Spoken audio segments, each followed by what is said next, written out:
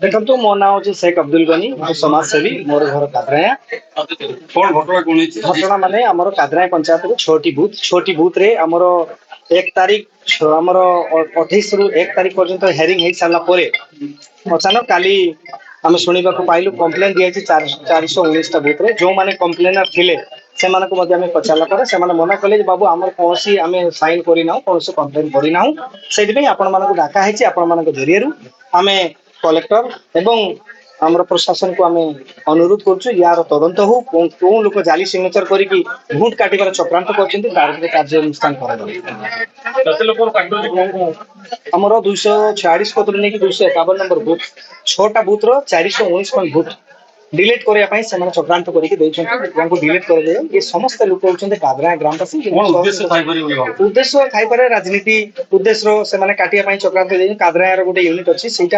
राजनीति उद्देश्य से काटिया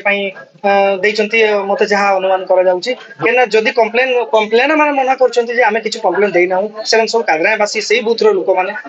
मना कर आमर राजनीति लक्ष्य रखिक राजनीति हिसाब से काटा जाए समस्ते साधारण लोक निर्भय लोक समस्ते आसी आम पाख दुख करके शुणा पाइला आम पाख आसिक कांदुंट आम तो सहस बात किए कारण आमको काटिया ये बाबद आम लिखित अभियोग कलेक्टर को लेखिक रखा कालिकार दिन 2 दिन घटना आम काली ग्रीवेंस हम काली कलेक्टर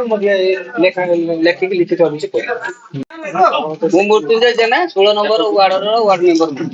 जे एसआईआर विषय जे बाद लिस्ट 7 नंबर फॉर्म जे कि मो जाली दस्तखत मारी करी जे विषय में टोटल किछि जानि यार तदंत आपण माने करंतु ये दोषी से दंड पाउ ना ना मोर सेतरे किछि नै मुता विषय ही जानि नै ना आपण जो करि ना आपण को उद्देश्य फसाडे आउजी हां न्याय पाई किछि आपण न्याय पाई मो निहाती मीडिया बाबू को सामने कहूची जे मते न्याय दे जाऊ मो नार जे दागोटा लगाई सेटा लिभा जीव केमते आपण माने से चेष्टा आपण लिखित अभियोग करिवे की प्रशासन हां मु सेटा तो करिवे सोमवार दिन निश्चित करिवे ठीक मो ना शेख अमीरुद्दीन कौन है कौन घटना कौन है सब कम्प्लेन आसी कि आम गाँव लोक जो अच्छा से मु जन्म होती से से मो माने जाली दस्तखत करके किए फर्जरी करके कि सब आम माने आम गाँव लोक नुहति यही सब कथार मुझे सब विषय भी जानी सत्य सब कथार कम्प्लेन माने आम दस्तखत आम नंबर फर्जरी करके कॉपी किए गोटे भेजाल करके राजनीति कर